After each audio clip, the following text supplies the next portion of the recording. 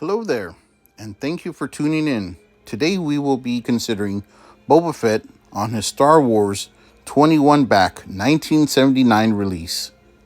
If you notice these versions here, the Boba Fett on card is actually holding his weapon, and the one loose in the bag has a clear plastic action figure stand as well as his loose weapon. Now we're going to have an illusion busting moment here. Yep, you guessed it. My ginormous banana fingers on my ginormous banana plant hand is showing you the true size of these items here. This is actually from a maker in Argentina.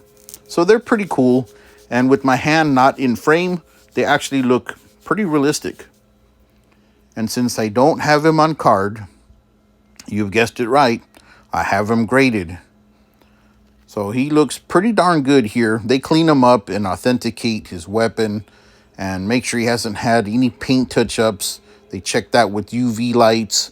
They go through the whole rigmarole.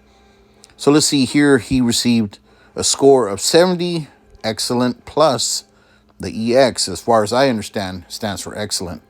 So it says 1979, Kenner Star Wars loose action figure, Hong Kong country of origin, Boba Fett light green chest armor. So if you notice this Boba Fett here, his armor is looking pretty good. Very little flaws or paint rub. Then you see this Boba Fett, and he's got no paint on his armor. Probably through rough play, greasy fingers, going in the tub with Mr. Bubble, being buried in a trench in the backyard. And here's one that's known as a beater, which is a very derogatory term. And it just simply means that the limbs are so loose and floppy and wonky that it can't even stand on its own.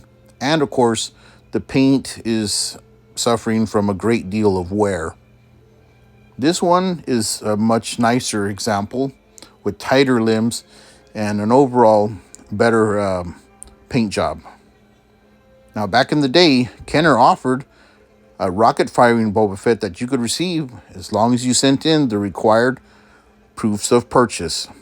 However, a tragedy soon happened with another toy line, Mattel's Battlestar Galactica little Viper here shot off a rocket and a child choked and died.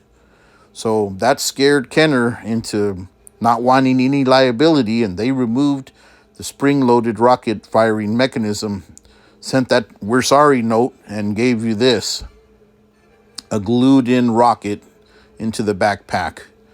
And so that's all you got. Sorry, folks. Now, when I was a kid, I actually had two.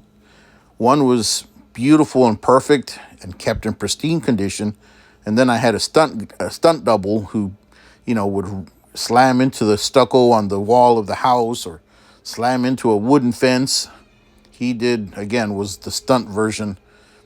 And the other one, well, he was, used only for beauty shots and close-ups. So maybe you have some stories of your Boba Fett when you were a kid. Did you have him then? Do you have him now? Send me some comments and let me know.